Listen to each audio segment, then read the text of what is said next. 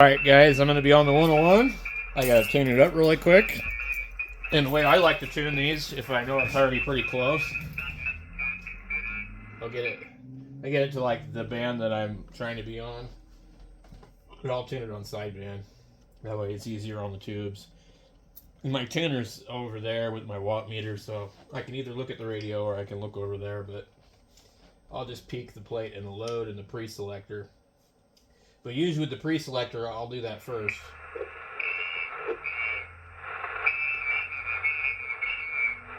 You want to find the maximum signal noise. So then I'll go over here and I'll just go, hello. Look on the radio. Okay, what do we do on power? Hello. Hello. 1, 2, 3, 4. Hello. 1, 2, 3, 4. Hello. 1, 2, 3, 4. And actually, I don't know if you can see the amplifier here, but it's got a peak reading meter on it, and it's also got this other meter. Hello. So I can get an idea of like what I'm putting out on that also. And then if I really want to, I quickly put it on tune, give it a half or more, a lot of carrier. Because actually, you should actually just crank it up all the way. Because what you want to do, you don't want to tune it at a middle or low power. You want to tune it full bore. That way, you're optimized. So that on the voice peaks, it's not, funky. And on never more than like 10 or 15 seconds.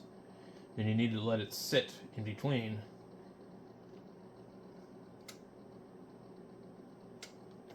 So, let's see what it was reading on there.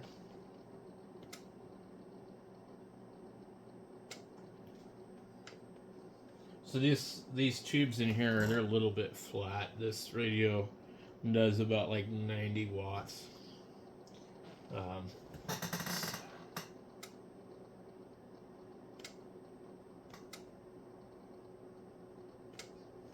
So yeah, we're pretty much.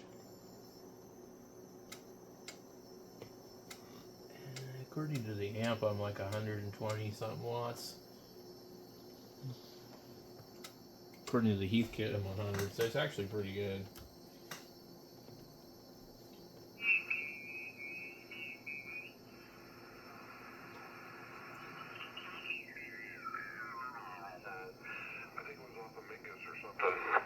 I visited the factory because I knew the guy who designed the radio at the time. He was a ham friend of mine, and so he invited me over, and I took a tour of the whole place. It was neat, but it was a pretty big building.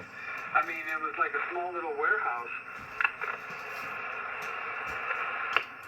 And I actually think the company was operating out of Sedona, but they started getting a little more successful. I think I told you the other day that they were selling a lot of military radios to Australia. So he moved the office from Sedona to Cottonwood. I don't blame him for that, given the way Sedona taxes everything to the nth degree here. It's crazy. Business in Cottonwood probably a lot more financially attractive. Well, the factory was really nice and large. I mean, I don't know how to describe it, how many square feet it was, but I mean, it was huge, a warehouse type thing. So, they looked like they were operating it. But I think, this was this company's diving into the ham radio world. And, the guy who helped design it was a genius, I think, at the time for what it was. But that company just didn't have the promotional abilities and advertising to compete with yaesu or ICOM or Kenwood. Oh, by the way, David, I found out who that guy was. His name was Doug Smith. That was the last name. I found his call sign too. I guess he's in San Diego now. But I was looking for information on the VFO knob. And I actually found an article he wrote prior to doing the VFO knob for the Kachina. He made his own VFO knob out of an old Microsoft serial mouse. And that's literally the design they went with when they made the Kachina one. So I thought that was pretty cool. Oh, that's all it is? Yeah, it's just it's a Microsoft serial mouse chip that's got the rotary with it's got two IR LEDs with the photo sensitive transistors on the other side of one of those spinny wheels with the clear and black stripes on it. Did you get that thing to work? No, still not. I hooked it up to the serial port, and I found this program that would basically listen to the serial port.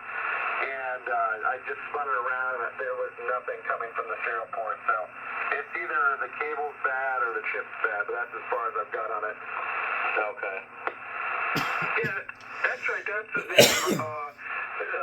Steve Doug Smith. So he's back in San Diego. That's interesting. And I forgot his call sign. I've not heard him on the air, but I don't know. I used to talk to him quite often on 75 meters.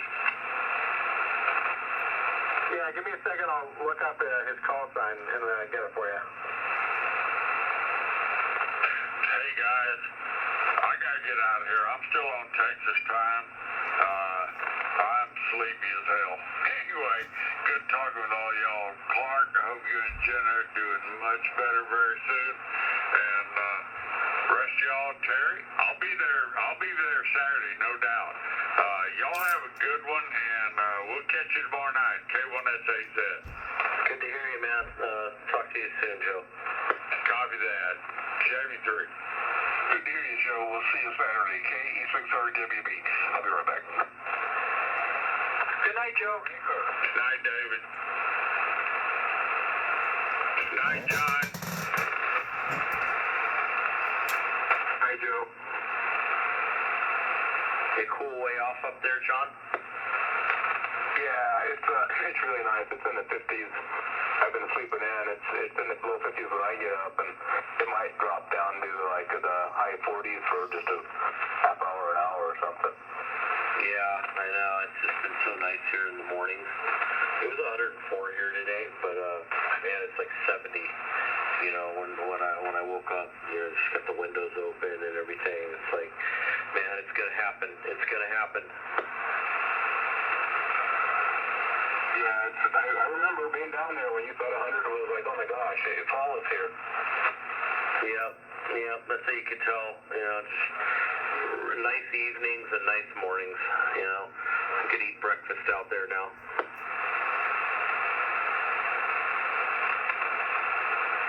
His call sign is KF6DX.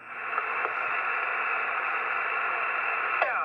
So he kept the same call sign. Well, if I had a DX in my call sign, I'd never give that up. Yeah, it looks like he's still, I don't know how active he is, but it's got over 5,000 lookups, so I'm assuming he's been active at least somewhat recently. Yeah, okay, because like I said, I know that he went to the Dolly Parton place in Tennessee, and then I don't know what happened. But he came back to San Diego because he originally was from San Diego. Yeah, the Pegasus, right? Yeah, that's it, the Pegasus. I can never remember the name of that one. You should take a picture of that thing running, Steve, and message him off there and say, hey, old man, look what I got.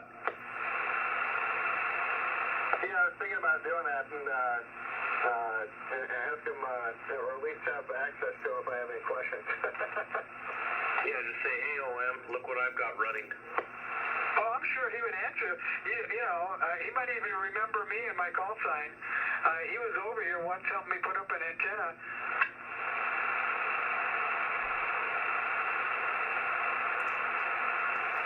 Yeah, he doesn't have any photos like that on his QRZ page, but maybe he'll check the messages.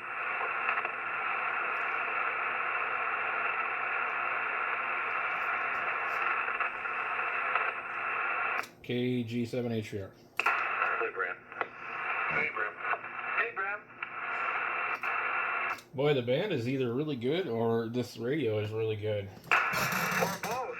I don't know. Everybody's like almost full scale on the meter. I haven't seen that before. Must be something wrong with the radio. I think you're off frequency a little bit. Perfect. Are you back, Terry? Yeah. You're going to a car show this weekend, huh? Man, you guys are busy. I got 4 more weeks in a row. Wow. You know, you probably, have you thought about getting a race car trailer? I used to have one, no. I enjoy driving it, and it's this next weekend is Cottonwood, so we got to go see Mom anyways, and then back to Havasu, to Laughlin, and then back here and then to Winslow, and Winslow is just 20 minutes or 30 minutes down the road, so 2 of them are really close by. Yeah, that's cool. Well, maybe you can try to make one of them. I need to go up and see John and pick up my my engine that I bought at the tractor show. Cottonwood this weekend.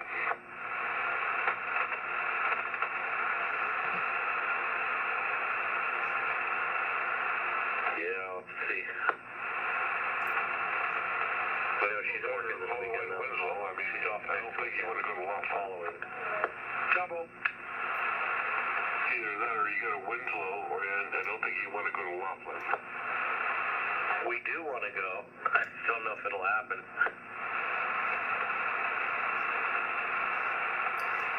Yeah, it's a real big show. I'll send you the flyer tomorrow if I remember. Send me a text or something and I can do it right now. I think I got it on my phone. I'll send you. But Laughlin, it's going to be it's a 3-day show. It's a big deal.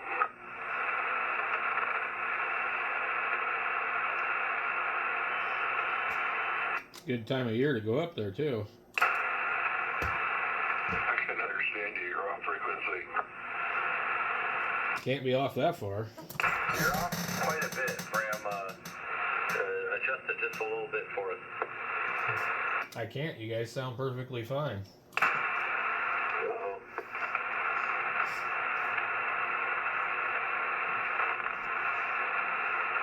The only way I can check it is I'll have to turn on the other radio and listen to it. Yeah, well, you sound like Mickey Mouse, and when you talk, you have to talk slow for me to understand you because it's going right by me.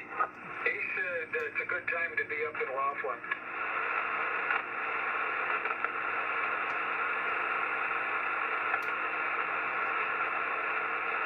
I can understand him. I wonder why I can't. I have a broad bandwidth. Maybe that's it. Well, I don't know.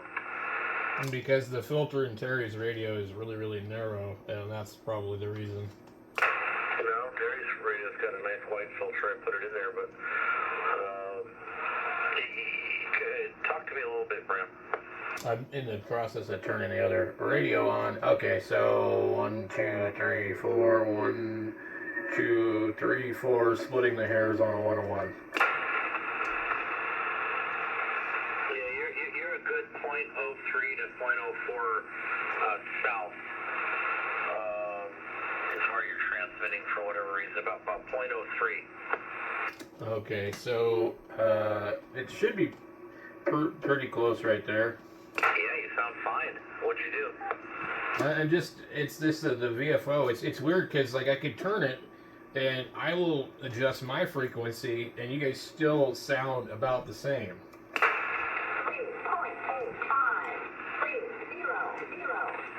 Lower sideband. Actually, I think what it is Clark, I tuned to you, and I think maybe, but David sounds normal. I don't know. Now you sound like maybe off just a hair, so I think the radio's just a little bit off. I could be off. Yeah, I'm on my Collins, and I was screwing around with the frequency counter, so it's very possible that I'm slightly off.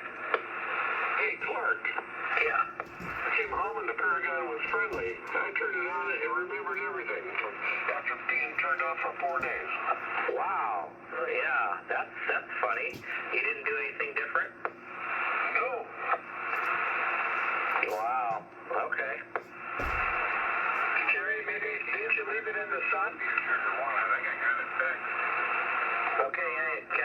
sound good. Yeah, I just took your advice and implemented probably 3/4 of what you said.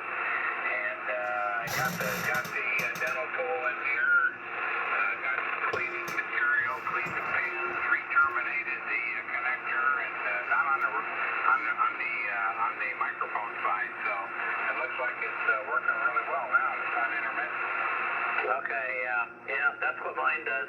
About every 6 months, I go to key it up and it doesn't key up consistently, and I have to screw around with that stupid jack. I think it's just old, you know. You probably get a good 6 months to a year out of it now. Yeah, I'm going to replace it with a new old stock connector for the KW Sugar one. I think I have quite a few of them. So if I remember, I'm going to put one in my truck or in the Traverse next time I drive through Arizona. I'm going to drop that off, or maybe I'll just put it in the mail for you. Yeah, because boy, I should have done that while I had the damn panel down, right? Yeah. There's a lot of things I wish I would have done when the panel was down. Oh, brother. Yeah, I know. I could have, I probably don't have one of those. So yeah, I appreciate it. But yeah, when that panel was down and the whole thing was strung apart across the table, I probably should have just replaced it. But yeah, it's just worn out. That's all it is. Well, you nailed it. I do appreciate your technical expertise and steering me in the right direction. Is that enough flowers for you, Clark? Yeah, you sound good on that thing, man. You're loud. You hear Kevin, Terry? Oh yeah, Kevin's coming up. As the evening gets longer, and he's been getting better. And thanks, David. Yeah, no, I didn't leave it in the sun. All right. Yeah, he's on his Gold Dust Twins.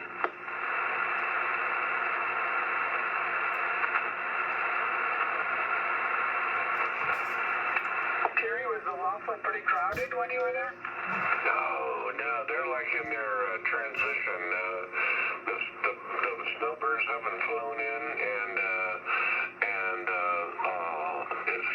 it was just like in a transition. It was quiet, you know.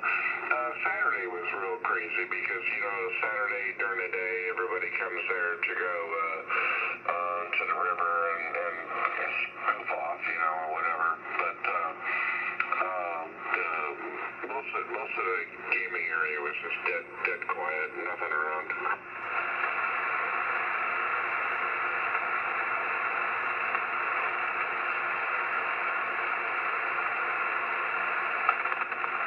Yeah, everybody we talked to said they're just dying. This is the worst time of the year for them. They're in transit, you know. People are leaving it, and people aren't coming back yet, you know. Well, it's the downtime. Maybe it was nice for you. You probably got good service. Yeah, no, it was good. It was quiet. I mean, quiet up to the point where Saturday all the drunks came in off the river, and it was crazy. We just went to our room. We got away from them. But daytime and all of our normal activities was real quiet. Hardly anybody anywhere. Yeah.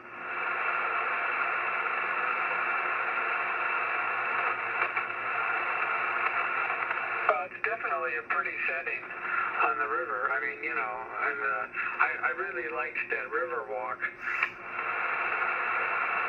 Yeah, it was really beautiful. We took a water taxi yesterday evening and went down to the Golden Nugget and had dinner down there and came back. And then, of course, the people that were leaving the river got on the water taxi and they're drunk off their ass. So it's like, this is just stupid. Let's just go back to our area and stay away from these people. Oh, that's too bad.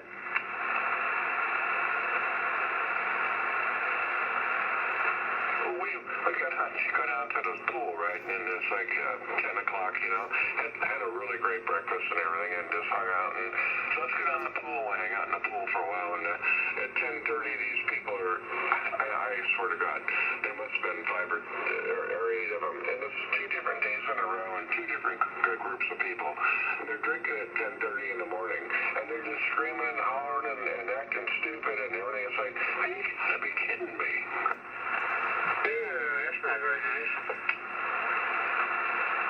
Yeah, well, finally they wear out and they leave, and we can enjoy ourselves, and that's what it comes down to.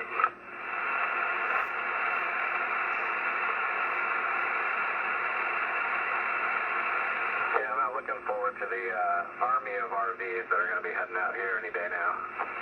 Oh, yeah, well, the birds should be flying your way soon. Then I'll have to start waiting like an hour in line to get my mail. That's crazy. Oh, yeah, and then they get pissed off because, what do you mean my mail's not here? But I mean, basically, Steve, the attraction of Salome is that